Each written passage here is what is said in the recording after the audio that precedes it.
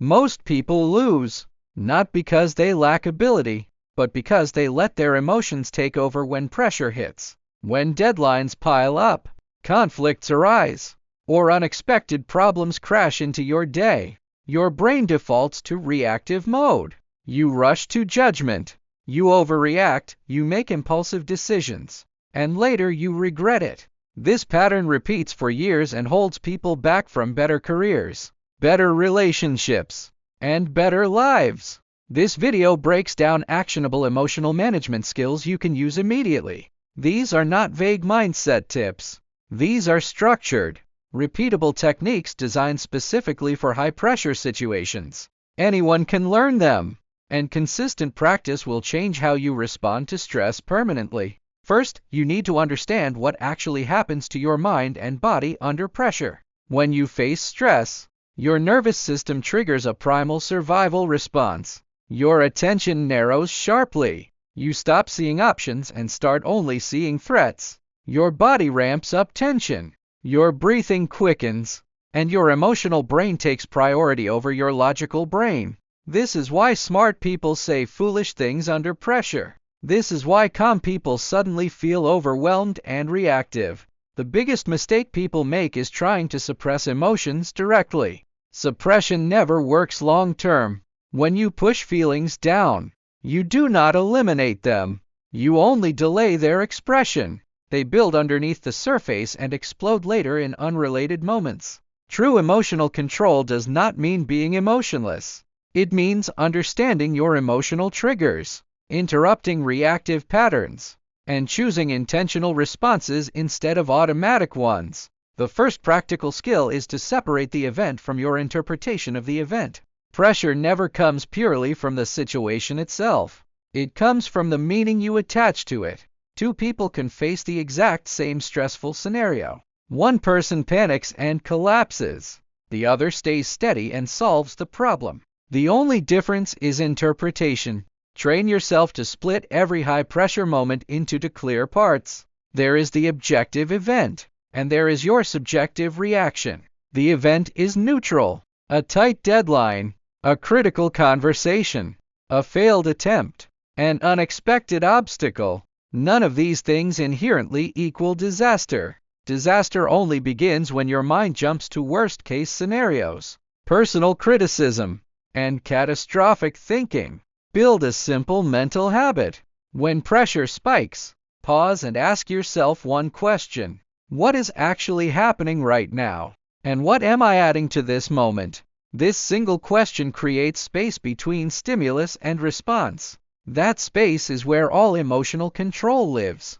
Without that space, you will always react on autopilot. The second core skill is rapid physiological reset. Emotions live in the body before they register in the mind. You cannot talk yourself calm when your body is in a stressed state. You must first regulate your physical state to regain mental clarity. Use this fast reset method for any high-pressure moment. Slow your breathing to longer exhalations. Extend every breath out longer than every breath in. Longer exhalations signal your nervous system to exit survival mode and return to resting mode. This shifts your brain from reactive emotional processing to logical problem-solving processing in seconds. Combine this breathwork with intentional muscle relaxation. Pressure makes you hold tension in your shoulders, your jaw, your chest, and your hands. That physical tension feeds anxious and urgent emotions. Briefly scan your body and release all forced tightness.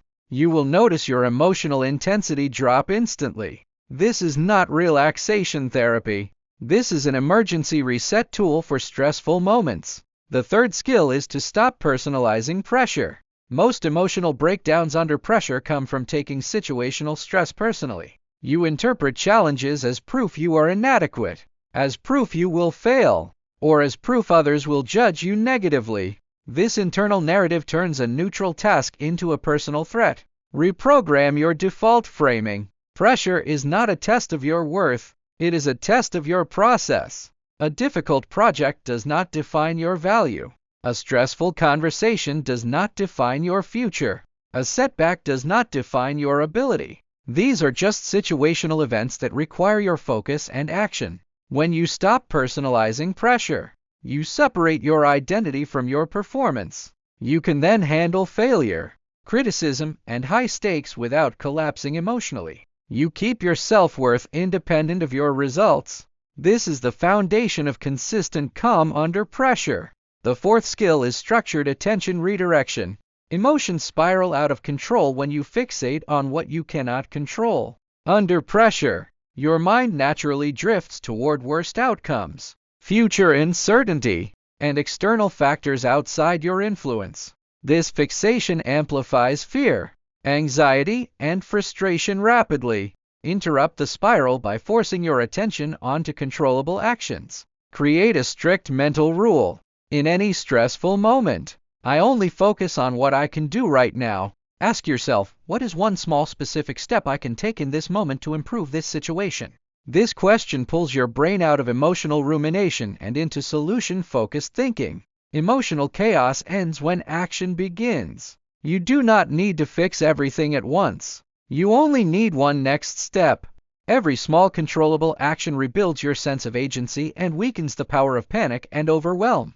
The fifth skill is preemptive emotional boundary setting. Most people only try to manage emotions after pressure arrives. The best emotional management happens before stress builds. You can pre-program your mind to handle high-stakes moments with far less friction. Before entering any pressure scenario, set 2 clear boundaries for yourself. First, I will not create extra drama in my head. Second, I will prioritize progress over perfection. Most emotional pressure is self-created.